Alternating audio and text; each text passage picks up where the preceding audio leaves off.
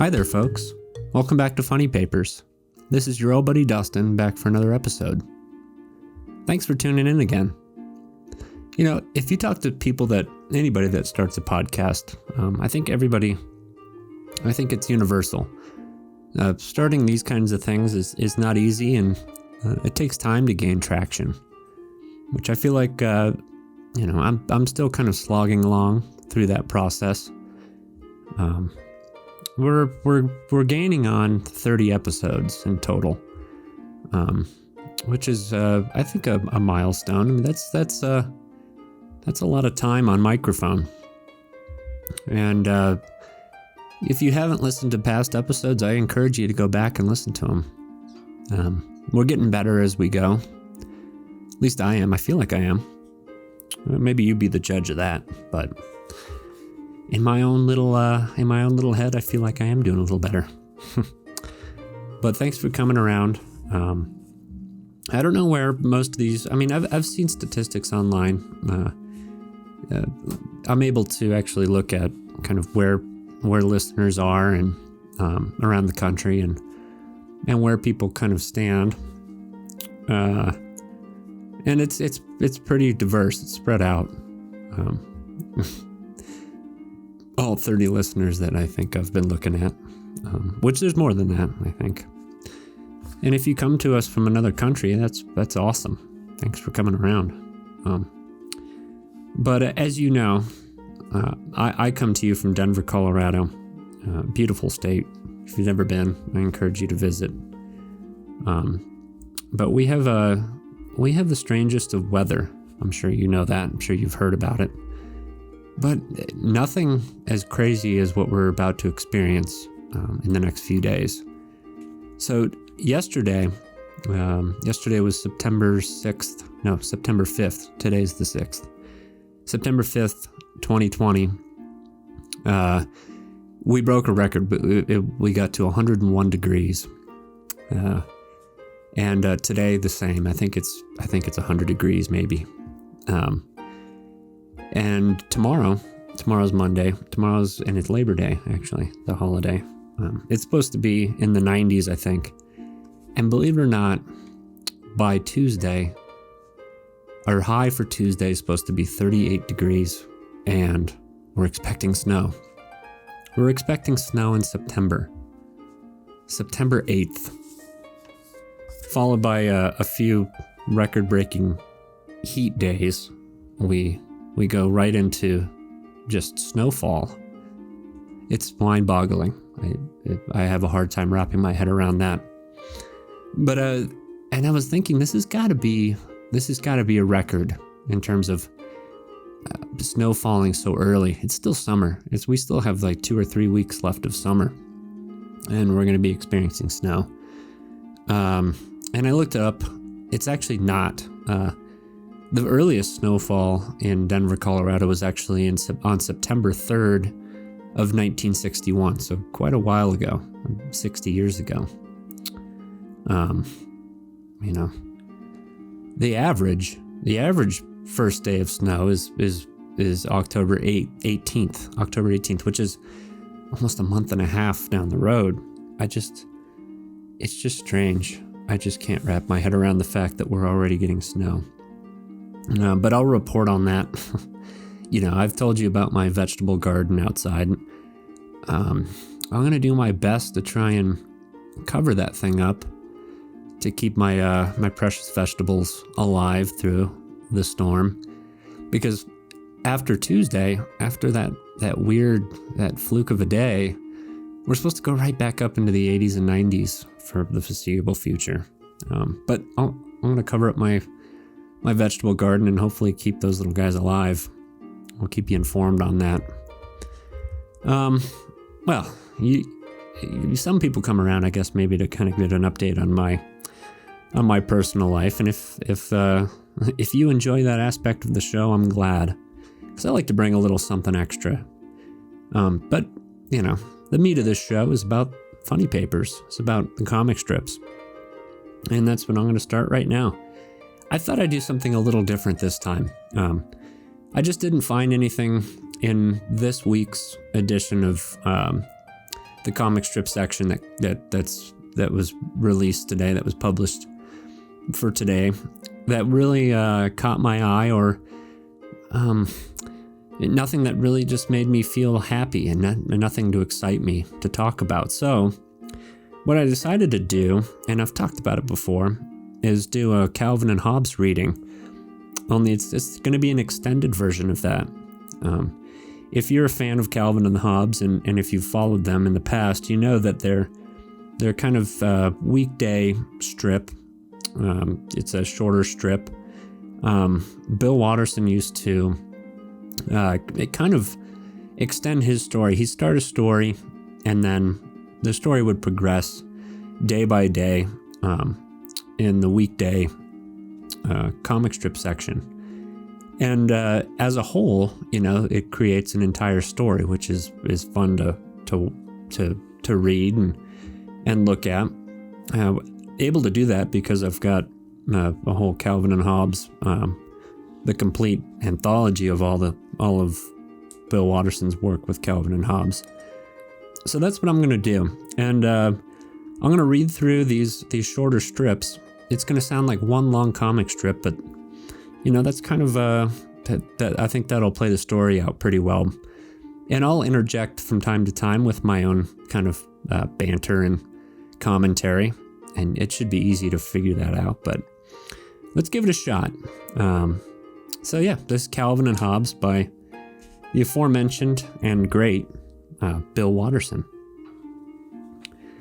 So we start with old buddy Calvin. Calvin's a little, I think he's a 6-year-old boy, little blonde-headed boy. Kind of a bit of a rebel in some ways, but like any young kid, there's a rebellious nature in any young boy or even young girl. We start with Calvin, and he's sitting at his desk in his room. Yeah, he's got his elbows perched up on a book. And he's got his hands holding his head up. He's kind of glaring down at the book.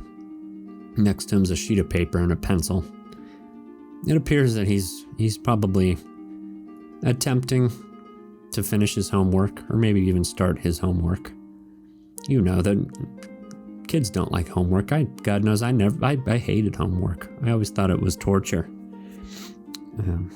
But he's kind of glaring down at his book, and he lets out a big sigh.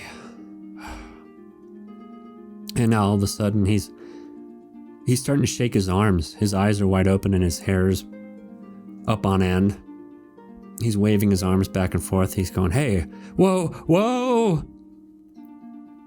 And now he's shot to the top of the frame. Wah, bam! And now he's laying on the roof, on the ceiling rather, of his bedroom. And out of the corner of the room, from outside, his mom shouts out, "Calvin, quit banging around." Calvin's kind of sitting up, and he's upside down. He's stuck on the ceiling of his room, and everything's upside down. He's sitting up there, and his gravity's changed, I guess, and he's rubbing his head, looking around, says, "Ow, well, what am I doing on the ceiling?" He stood up now, standing on the ceiling, looking around. He says, "Nothing else fell up, just me. This is very strange." Now he's hopping up and down, but he still returns to the ceiling, completely upside down. And he says, "Even if I try to jump to the floor, I land back on the ceiling. My personal gravity must have reversed polarity." He's kind of walking off across the ceiling, across the room, and kind of just talking to himself. He says, "You'd think this would be the type of thing we'd learn about in science class, but no. We learn about cirrus clouds." So he's continuing to walk along, and kind of towards the walking towards the door to his bedroom, and again everything's upside down. And he says, Having my personal gravity polarity reversed is a real nuisance. How am I going to get up to the floor? And now we kind of see a wide shot of his room. And you see his desk over there with a lamp sitting on the desk. And yeah, everything's still upside down. And he's kind of looking at things. He's got his arms outstretched. And he says, "There's not anything on the ceiling that I could even climb up. How am I supposed to do my homework when I'm trapped on the ceiling? It's impossible." After that remark, Calvin looks squarely at us, right through the frame, at us, the listener, or the readers, the viewers, and I guess you, the listeners. He's looking right at us, upside down on the ceiling. He's got his hands on his hips with a great big smile on his face. He can't finish his homework when he's trapped on the ceiling with the gravity reversed. It's a win for Calvin. You know, there was nothing worse for me growing up than having to do homework on a Sunday. You know, you knew that it's the weekend, and you know the teachers would assign homework for the weekend, and I without fail would always put that off to the last minute on Sundays, and I hated it. And that's why I always relate with Calvin on that topic, because who wants to sit down on a Sunday afternoon and get through work? I don't know. Not at least when I was that age. So yeah. Well, and we're continuing on here. Calvin's now he's climbing out of his room. You can see he's still upside down, and he's kind of crawling out from the top of his door frame out towards the hallway. And he says, "Mom and Dad won't be too happy about this. No, sir." He's walking down the hallway, and he says, "Dad will have to bolt my bed to the ceiling tonight, and Mom will have to stand on a stepladder to hand me dinner. Then I'll have to hold my plate upside down above my head and scrape the food off the underside. And if I spill anything, it will fly 10 feet up to the floor and splot." He actually doesn't look too, Calvin's not too, he's not too concerned about it. He's still kind of smiling as he walks along down the hallway on the ceiling still. He says, "This is going to be the most fun I've ever had." And now he's kind of standing on the ceiling in the hallway still. Actually, it looks like he's entered maybe the living room. And he's got his hand up to his mouth. He's thinking. He's got that kind of classic thinking look where you've kind of got you're kind of cradling your chin, kind of thinking. And he says, "All this wide open ceiling space. I wish I could get my roller skates." Now he's walked over, he's in the living room still, and he's walked over to the bookcase that's above him. He's looking up at it, and he says, "Well, hey, maybe I can climb up this bookcase, and when I get to the bottom shelf, leap to a chair." He's done that. He's kind of climbed the bookcase like a ladder. And he's kind of reached the floor. And he's looking over at an armchair sitting there. Kind of a polka dotted armchair. He's looking at it thinking, "Then I can pull myself across to other pieces of furniture and work my way to my toy chest." Yeah, he's gearing up to make the leap for the chair, and he says, "I can hear Mom now. How on earth did you get sneaker prints on the underside of each shelf?" Yeah, well, he is. He's upside down using the bookcase as a ladder. So I guess there would be tread marks on the underside of the shelves. So now he's really gearing up for his jump. He's kind of standing on the edge of that shelf, looking at the chair he's about to leap towards, and he says, "There, I think I can jump to that chair and hang on to the back." And here he goes. Geronimo! And he jumps and grabs the back of the chair. But he ends up flipping the chair. Whoa! But he holds on tight. And Calvin and the chair both go flying up to the ceiling. Wham! And Calvin, hanging off the chair from the ceiling, says, "Great, just great." And from the other room, you hear his mom scream out, "Calvin, quit begging around." Now Calvin's he's stuck onto the ceiling with an armchair now, and he's kind of holding onto the chair.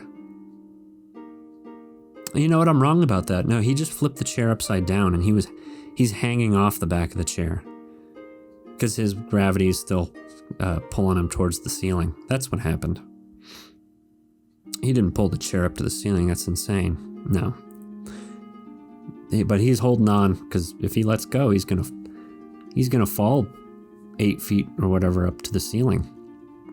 And he's kind of got a worried look on his face, and he's kind of struggling to stand up to do something, I guess. But that's what he says, at least. And now he's still sitting on the back of the chair, and in walks a foot's kind of entering the frame, and it's his mother. And now we see reality. You know, his mother's standing there with her arms crossed, looking a little irritated, and Calvin's just flipped the chair over on its back, and he's sitting on the ground looking up at her. And she says down to Calvin, "Getting any homework done? Or are you just ruining furniture?" And Calvin, looking up, irritated, says, "Maybe I'm hanging on here for dear life. Ever think of that?" Yeah. So we're a few strips in now. Calvin's just he's got a very, very vivid imagination. You know, he's able to kind of put himself into a different world, but he's succeeded in not getting any homework done. And but his mother's she's tuned into that. She knows he's just goofing off. But what do you expect from a 6-year-old boy? Well, moving on here, she picks up Calvin off the chair, and he's still kind of grappling at it. And as she's picking him up, he's yelling back, "I'm telling you, my personal gravity reversed. I'm telling you, my personal gravity reversed its polarity. I fall up now." And now Calvin's mom's got Calvin under her arm, kind of like a football, and she's taking off down the hallway, I guess back towards his room. And Calvin yelling up at her saying, "I've been trapped on the ceiling. I couldn't do my homework up there. My desk is on the floor." And they're climbing the stairs now, and Mom's still got Calvin cradled under her arm, and he's still going on. Calvin's still going on, and he says, "You should be glad I wasn't outside when it happened, or I'd be sailing through the ionosphere." And now they've gotten back into the room, and Mom's putting Calvin back down on his chair. She says, "Right. Now I don't want to hear any more nonsense until you're through with your homework. Understand?" She's setting Calvin down, and Calvin's screaming out, "Don't let go! Don't let go!" And she sat him down on his chair, and he's just fine. He's sitting there. His personal polarity is back to normal, I guess, but she's pushing his chair in as he at his desk, and Calvin's got his arms outstretched, and he's screaming out. He says, It's a miracle. My personal gravity is back to normal." And his mom answering and pushing in his chair, she says, "Glad to hear it. Now do your math." She's kind of walking out of the room, and Calvin turns around in his chair, speaking towards her. "You bet, Mom. Boy, what a relief to be pulled down instead of up." Mom's walking out of the room. She, over her shoulder, says, "All right, I'll check your progress in a little bit." And now we're left. Calvin's alone, sitting at his desk with that book in front of him and that scowl on his face as he's looking down at the pages. He's back dealing with his homework again, but all of a sudden now we pull out and we see Calvin's entire room, and Calvin's grown about twice, double or triple his size, and his head fills about half the room. And sitting there, he goes, "Uh-oh." Calvin's now growing. Now he's as big as his whole room. I don't think he has an issue with it though yet. Another excuse to kind of put homework off. So yeah, he's sitting there now, and he keeps getting bigger and bigger. He's even gotten so big he's crushed his desk chair. And now he's kind of on all fours. He's crawling out of the room. He barely fits out of his doorway. He's squeezing out of his bedroom door into the hallway.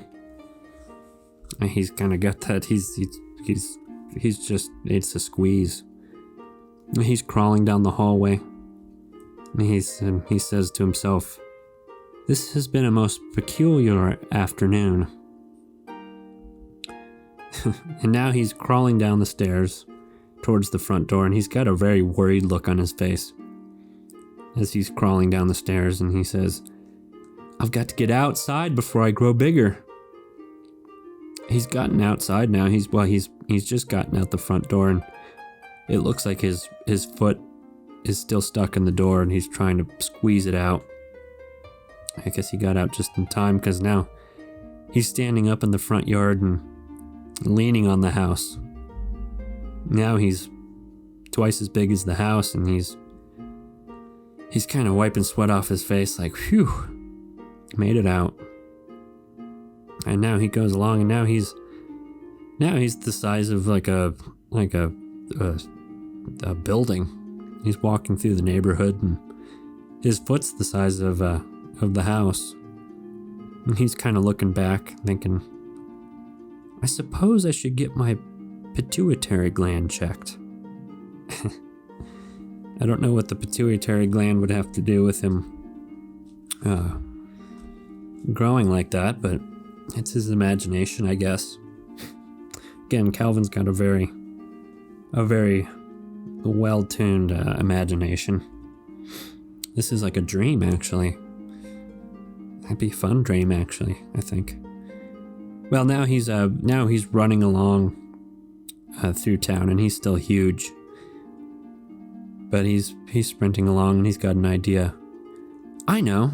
I'll run downtown and find Dad at work. Maybe he can help." Yeah, Calvin's made it downtown, and he's the size of some of these high-rise buildings. He's walking along down through the streets, looking around, and he's thinking to himself, "Now which building does Dad work in? They all look the same." And now he's still standing downtown, and he's getting bigger and bigger. Now he's as tall as the tallest building down there. And he says to himself, "Well, maybe Dad can find me." That'd be a pretty good guess, Calvin, right there. You know, he's as big as a building. Like, it's hard to miss, I think. Now, Calvin continues along. Again, he's still growing at a very rapid pace, but he's walking out to the edge of the city, and he walks into the ocean, and he's just growing by the minute. Now he's trudging off across the ocean, and eventually his head has reached the clouds. His hair is poking up through the clouds, and he's looking up. And now he's grown to a point where now he sees above the clouds. He's still standing there, and now you can see Calvin. You can see the curvature of the earth now. He's huge, and just growing higher and higher. And he's kind of looking around confused because he's gotten so large. I mean, his head's out in the atmosphere, outside of the atmosphere. He's getting bigger and bigger, and now he's so big that he's starting to lose his balance because he's basically just balancing on a marble. And now he's waving his arms, mouth wide open because he's lost his balance and he's fallen off the earth. Big. He just has his arms outstretched and his mouth wide open. Yeah, now he's as big as our entire galaxy. You can see the galaxy around him. That swirl. What would you call that? It's I knew it at one point, but it's like he's standing on the edge of the Milky Way galaxy. And he's gotten big enough now, and now all of a sudden it's like he's gone through a black hole. He's lost his balance, and now he's tumbling towards a door. He sees the door, and he's looking right at it.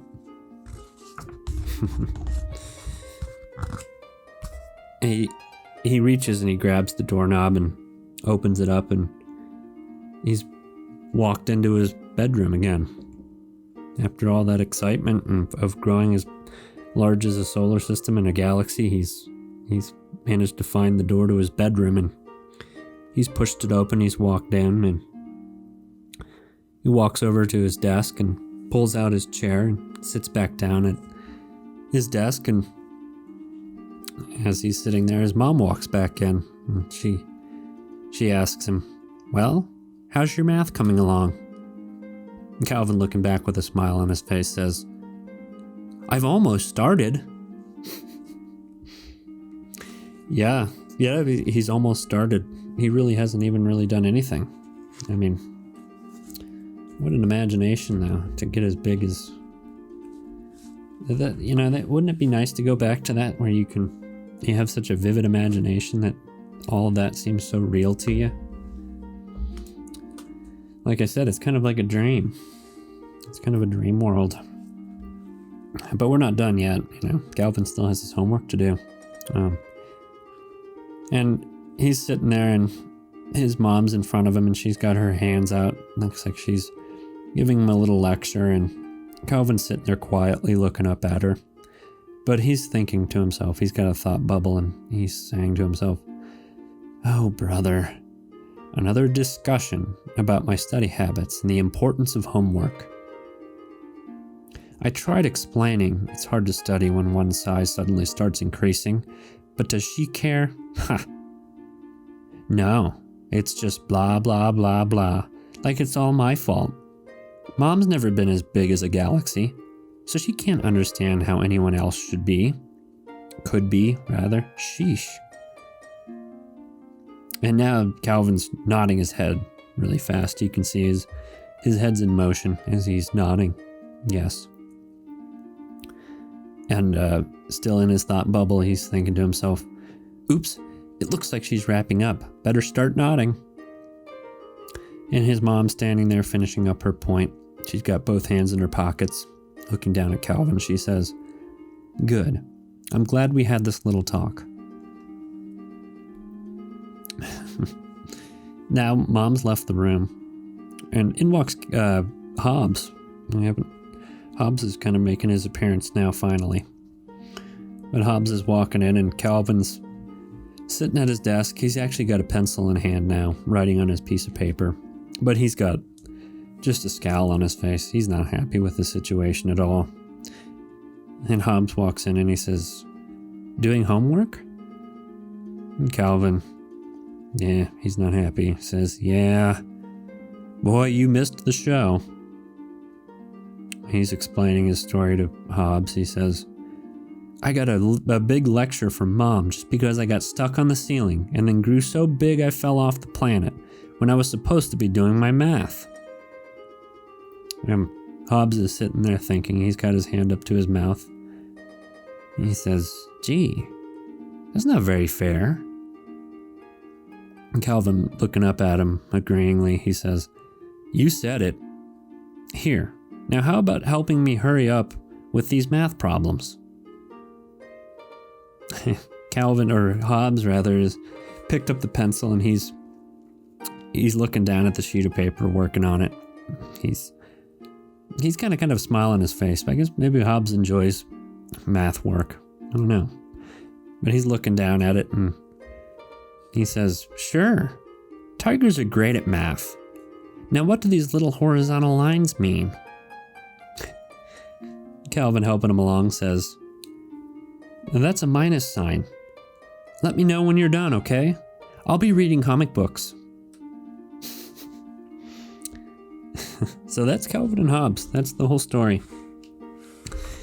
A pretty good one. I mean, that's one that I remember from as a kid, and relating with that. I still kind of relate to that on some level.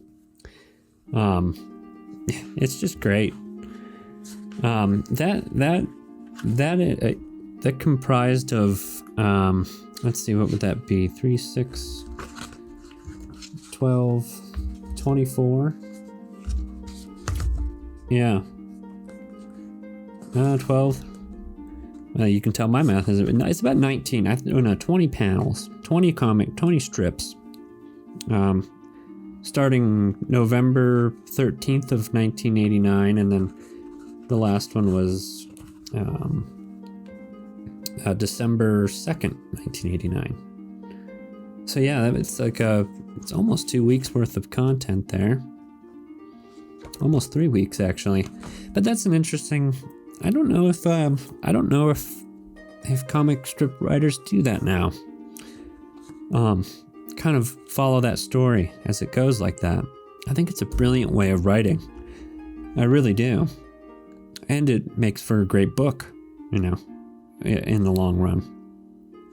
But that's where Bill Watterson is always just, not only does he incorporate really relatable content and fun things, it's funny, it's lighthearted, but it's,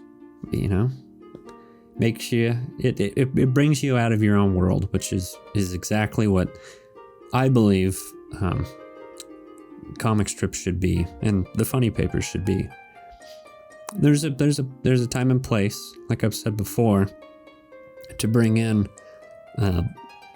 current events and political things into a comic strip. I think that's it has its place. It should be there in certain circumstances.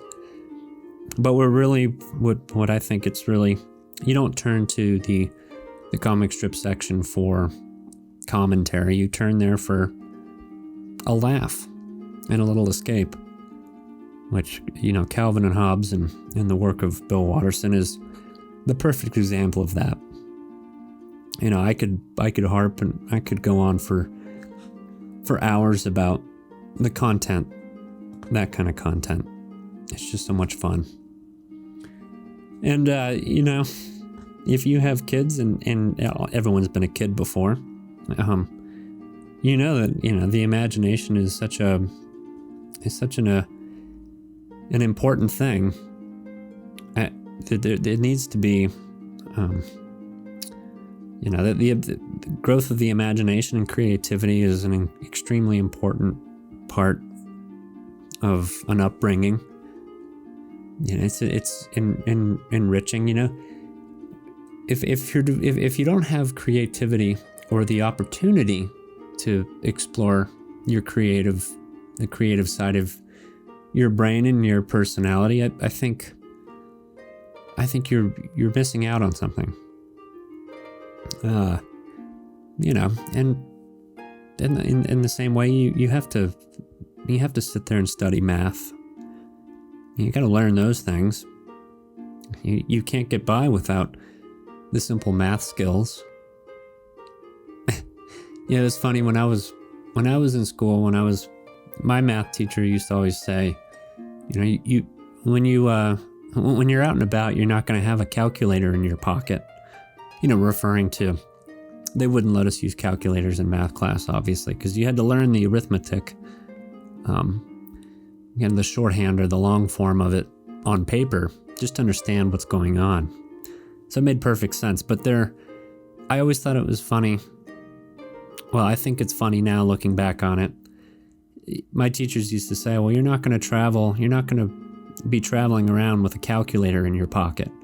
Like, say, if you're sitting at a restaurant and you needed to calculate the amount of tip you give your server. And oddly enough, as time has gone on, it turns out that everyone has a calculator in their pocket. It's right there, built into your phone. If only we could go back I wonder what math teachers say now. Well, clearly they don't say that, because they know that. What other excuse do they come up with for figuring out how to do these math problems in long form on paper? I don't know. I'm not a teacher. Maybe there's a few teachers out there that can educate me on that. Well, I think I've prattled on long enough. Hopefully I've kept your attention for the whole episode. I hope you enjoyed the long form of Calvin and Hobbes. It's a little different. I don't know, but we'll see if I'll do it again. It's much different. It's not kind of the classic Funny Papers formula, but it's something different, I try and mix things up from time to time. And speaking of which, I've gotten the YouTube channel fully up and running. It's a fully functional beast now, and I'm looking forward to seeing more viewers on that platform, because I think it might be a little easier for a lot of people to find it and view it, and also a good way of commenting on the content on there. So if you're listening to me on YouTube, thanks for coming by. If you're not listening, or if you are listening on YouTube, check out the website too. There's content on there as well. I'm kind of slowly adding content to YouTube, so there's a lot more on the website that's not yet available on YouTube.